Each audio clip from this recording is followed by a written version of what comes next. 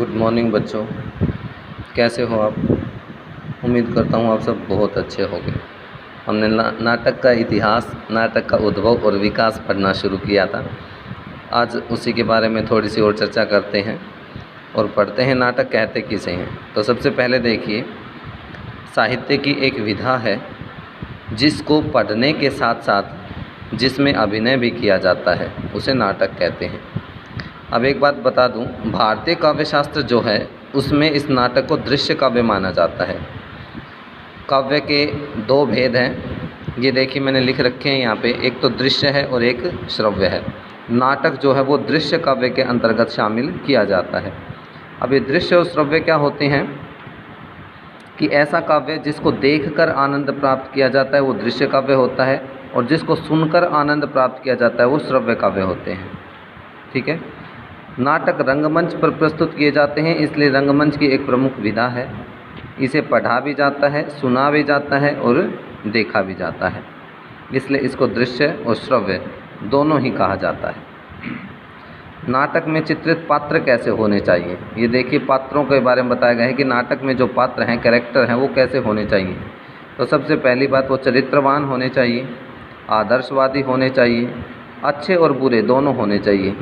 आप सबको पता है, यदि हम रामायण नाटक देखते हैं यानी महाभारत देखते हैं तो उसमें नेगेटिव और पॉजिटिव दोनों प्रकार के चरित्र हैं, नकारात्मक और सकारात्मक। राम है तो दूसरी तरफ रावण भी है, यदि उसमें अर्जुन है तो दूसरी तरफ दुर्योधन भी है। तो कहने का मतलब ये है कि नाटक जो होता है उसमें पात्र दोनों प्रकार के होने चाहिए। जीवंत और जीवन से जुड़े हुए होने चाहिए। जीवंत और जीवन का मतलब है वास्तविक संसार से की जो भी एक तरह से स्थितियां होती हैं उनसे जुड़े हुए होने चाहिए। व्यक्ति से जुड़े हुए होने चाहिए, समाज से जुड़े हुए होने चाहिए, और उसका जो कथानक होता है वो उससे संबंधित होने चाहिए पात्र। अब कथानक क्या होता है ये हम आगे पढ़ेंगे इसके बारे में। नाटक की भाषा शैली कैसी होनी चाहिए, तो देखिए भाषा शैली आपने पहले भी पढ़ी होगी। सरल होनी चाहिए, सहज होनी चाहिए, स्वाभाविक होनी चाहिए, प्रसंग के अनुसार होनी चाहिए और विषय के अनुसार होनी चाहिए। अब देखिए इसमें कुछ और बातें हैं। इनकी भाषा शैली संवादों के अनुसार होनी चाहिए और भाषा शैली सरस होनी चाहिए। सरस का मतलब रस युक्त होनी चाहिए। अब ये देखिए नाटक के विभिन्न तत्व देखिए। पहले नाटक के विभिन्न तत्व कौन कौन से होते हैं। सबसे पहला तत्व होता है नाटक में कथानक, जिसको कथावस्तु भी कहा जाता है। नाटक में जो भी कुछ कहा जाता है उसे कथावस्तु कहते हैं। यह नाटक का सबसे महत्वपूर्ण और पहला तत्व होता है। इसी के आधार पर नाटक को मध्य, समापन और प्रारंभ इन तीन भागों में बांटा जाता है। दूसरा है इसकी पात्र योजना, यानी कि इसके कैरेक्टर किस प्रकार बनाए जाते हैं, इसके चरित्र किस प्रकार बनाए जाते हैं। यह भी नाटक का दूसरा महत्वपूर्ण तत्व है। पात्रों के माध्यम से नाटककार कथानक को गतिशीलता प्रदान करता है। इसके माध्यम से ही नाटक का उद्देश्य स्पष्ट होता है और नाटक में एक प्रमुख पात्र होता है तथा उसके बाकी सारे सहायक पात्र होते हैं। उदाहरण के तौर पर यदि हम देखें, जैसे कोई भी हम फिल्म देखते हैं तो उसमें एक हीरो होता है, एक हीरोइन होते हैं, बाकी जितने भी कलाकार होते हैं वो सहायक पात्र होते हैं। अगला आता है संवाद योजना। संवाद योजना का मतलब कथोपकथन, कथोपकथन भी कहते हैं, संवाद योजना भी कहते हैं। तीसरा यदि आप कहो तो इसको डायलॉग्स भी कह सकते हो अंग्रेजी में। संवाद का शाब्दिक अर्थ होता है परस्पर बातचीत करना। नाटक में पात्रों की परस्पर बातचीत को संवाद तथा कथोपकथन कहते हैं, यानी कि आपस में जो नाटक के पात्र होते हैं वो जो भी बातचीत करते हैं या जो भी डायलॉग बोलते हैं उसको संवाद योजना कहते हैं। यदि संवाद नहीं होंगे तो किसी नाटक का कोई अर्थ ही नहीं बनेगा। इसलिए संवाद तीसरा महत्वपूर्ण तत्व है किसमें, नाटक में।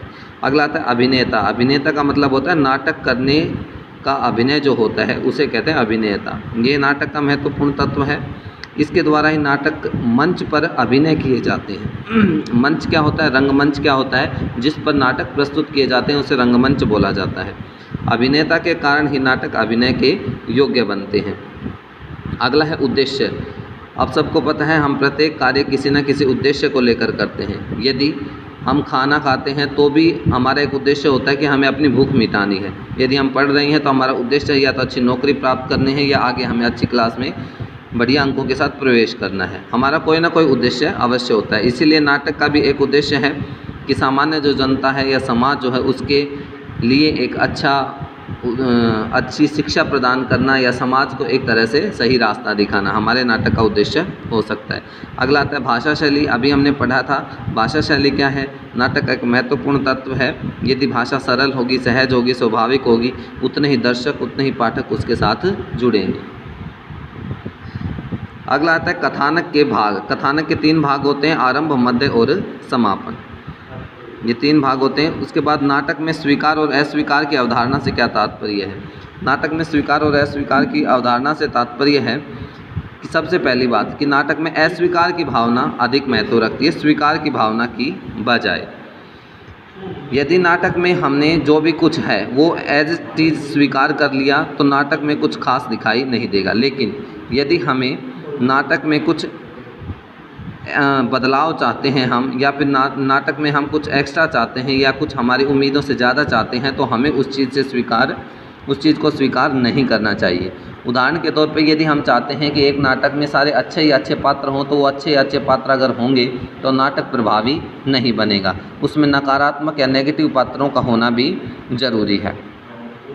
ठीक है। दूसरी बात यह है कि यदि हमने नाटक में सारे नेगेटिव पात्र ही प्राप्त कर लिए तो उसमें सकारात्मक पात्रों की ज़रूरत पड़ेगी। इसलिए कहने का मतलब ये है कि नाटक में स्वीकार और अस्वीकार की अवधारणा का अर्थ यही है कि हमें नाटक में दोनों चीज़ों को बराबर महत्व देना चाहिए। लेकिन यदि उसमें भी यदि देखा जाए तो अस्वीकार की भावना ज़्यादा महत्वपूर्ण होती है। जैसे कृष्ण और कंस, राम और रावण, हिरण्यकश्यप और प्रहलाद। कहने का मतलब यह है कि एक नकारात्मक है तो दूसरे उसमें सकारात्मक भी शामिल किया जाता है। ठीक है। उम्मीद करता हूँ आपको यह लेसन आपको अच्छी तरह से समझ में आ गया होगा। नाटक और अन्य विधाओं में अंतर, ये देखिए, इसको भी आप देख लीजिए। इसको महज देखने भर से ही, लिखने भर से ही आपको ये याद हो जाएगा। इसको ज़्यादा मेहनत करने की ज़रूरत नहीं पड़ेगी। फिर भी यदि कुछ समझ में नहीं आएगा, अगली वीडियो में आप मुझसे पूछ लीजिएगा। तब तक के लिए thank you, have a nice day.